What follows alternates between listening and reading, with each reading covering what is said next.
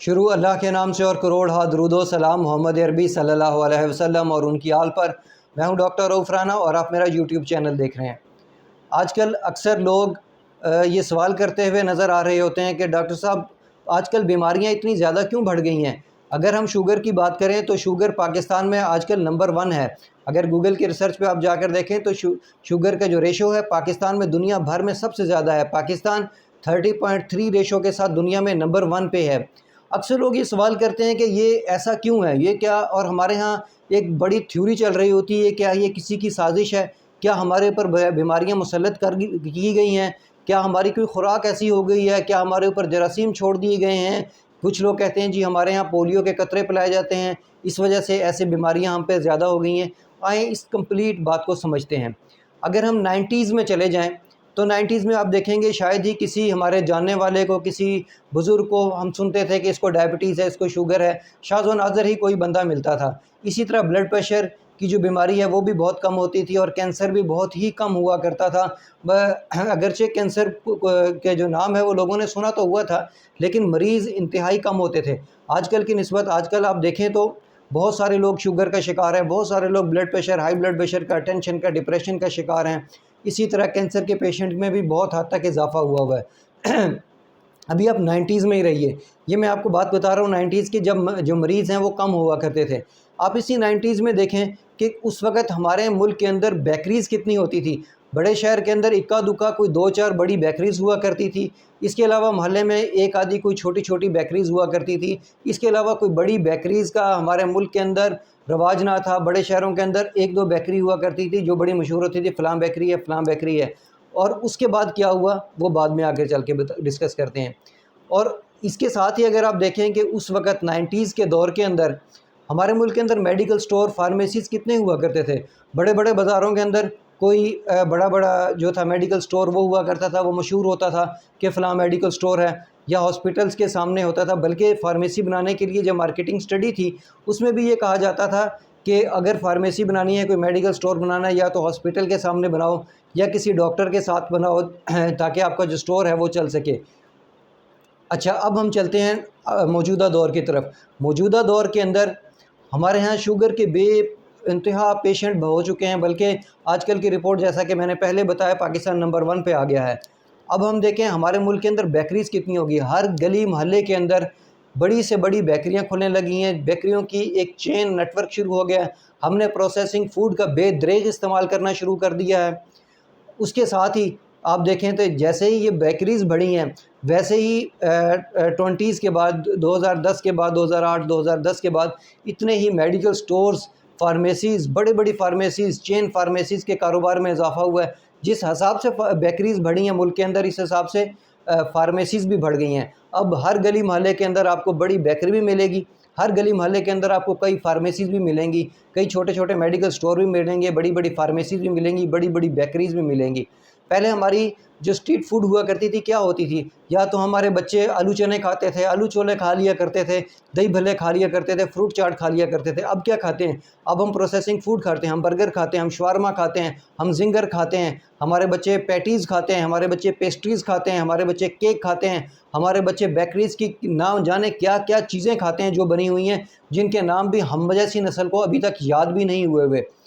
اچھا، اس سے پہلے اگر آپ 90s میں چلے جائیں، اگر مہمان آیا کرتا تھا تو اس وقت جس مہمان کی بہت زیادہ تواضع کرنے مقصود ہوتی تھی تو ہم اسے کولڈ ڈرنک دیا کرتے تھے، پیپسی لا دی جاتی تھی۔ اس وقت جو کولڈ ڈرنک، پیپسی، کوک تھا سنگل سرونگ میں اندر عموماً اویلیبل تھی۔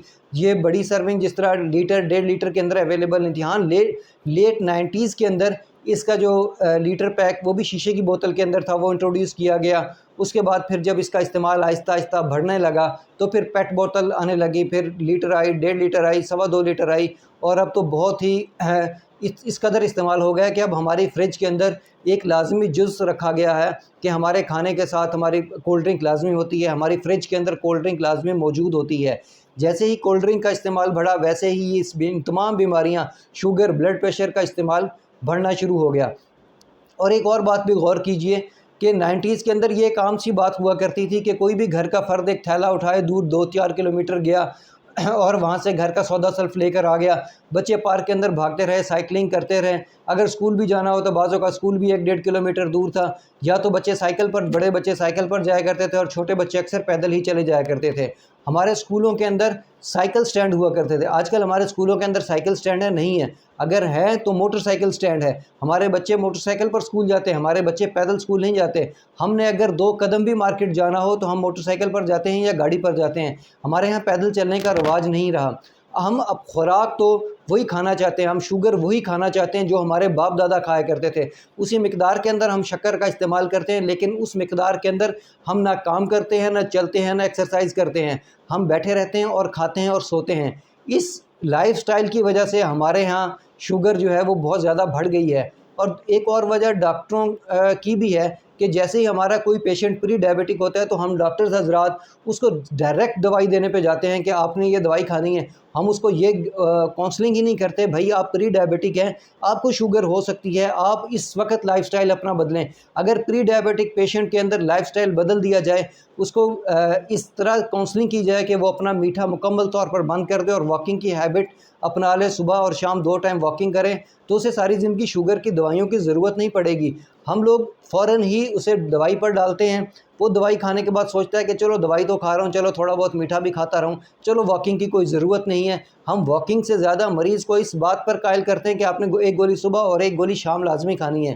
اگر ہمارا ڈاکٹر کا زور اس بات پہ ہو کہ آپ نے صبح اور شام واکنگ کرنی ہے اور میٹھا قطعاً نہیں کھانا، تو جو ڈائبٹیز کی ریشیو ہے وہ کم ہو سکتی ہے۔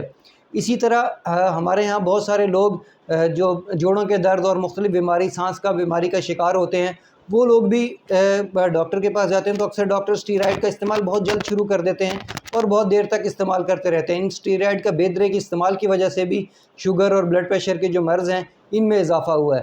مجھے امید ہے کہ میری جتنی بھی باتیں ہیں وہ آپ کے سمجھ میں آ گئی ہوں گی۔ بتانے کا مقصد یہ ہے کہ یہ وجوہات تھی اور علاج کیا ہے، تاکہ ہم اپنے آنے والی نسلوں کو اس سے بچا سکیں۔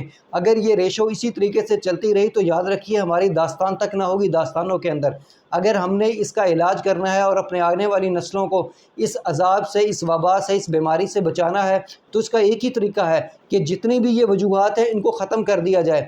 ہم اپنی زندگی کے اندر سے میٹھے کو بہت ہی کم کر دیں، ہم اپنی زندگی کے اندر واکنگ کو سٹارٹ کر لیں، ہم اپنی زندگی کے اندر چلنا پھرنا شروع کر دیں، ہم اپنی زندگی کے اندر سائیکلنگ کو شروع کر دیں، ہم اپنی زندگی کے اندر جتنے فاسٹ فوڈ ہیں، یہ پروسیسنگ فوڈ ہے، اس کو سب کو باہر نکال دیں، ہم اپنی زندگی کے اندر سے جتنا یہ کولا ہے، سافٹ ڈرنکس ہیں، اس کو کم کرنے اور اپنے بچوں کو بھی ہیلدی ڈرنکس کی طرف لے کر آئیں اور ہیلدی فوڈ کی طرف لے کر آئیں، تاکہ ہمارے آنے والی نسلیں جو ہیں اس بیماری، اس وبا سے بچ سکیں اور ہم لوگ بھی اس بیماری سے بچ سکیں۔